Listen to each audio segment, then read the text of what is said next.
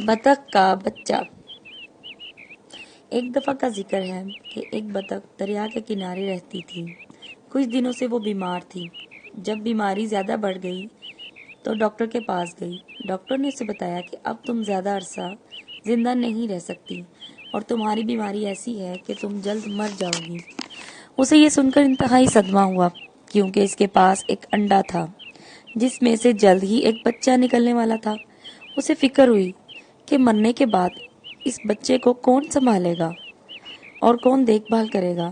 وہ جنگل میں اپنے تمام دوستوں کے پاس گئی، ساری بات انہیں بتائی، مگر کسی نے بھی اس کی مدد نہ کی۔ بیچاری بطخ نے سب کی بہت منتیں کی، مگر کوئی اس کی ذمہ داری لینے کو تیار نہ تھا۔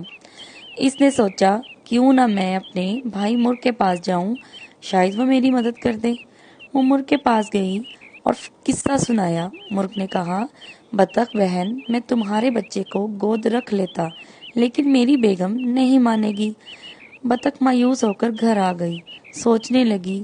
دوسرے دن وہ خاموشی سے انڈا مرغی کے انڈوں کے ساتھ رکھ کر واپس آ گئی اور درخت کے کنارے بیٹھ گئی۔ اس کی طبیعت زیادہ بگڑ گئی اور وہ مر گئی۔ جب مرغی کے بچے انڈے سے باہر آئے تو ان میں ایک بطخ کا بچہ بھی تھا۔ مرغ یہ بات جان گیا تھا، لیکن اس نے کسی کو نہ بتایا۔ مرغی نے بہت شور کیا کہ بطخ کا بچہ ان کے ساتھ نہیں رہے گا، اور سب بچوں کو منع کر دیا کہ کوئی اس سے بات نہ کرے اور نہ ہی کھیلے۔ سب نے مرغی کی بات مانی، لیکن دو چوزوں نے اپنی ماں کی بات نہ مانی۔ وہ بطخ کے بچے کو اپنا دانہ بھی کھلاتے اور اس کے ساتھ مل کر کھیلتے بھی۔ ایک دن مرغی نے منصوبہ بنایا کہ دریا کی سیر کو چلتے ہیں، ہم سب واپس آ جائیں گے اور بطخ کے بچے کو وہیں چھوڑ دیں گے۔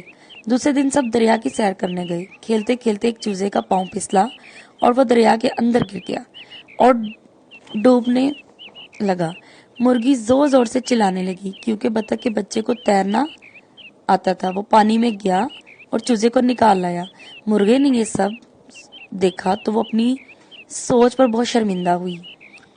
اس سے بطخ کے بچے سے معافی مانگی اور سب ہنسی خوشی رہنے لگے۔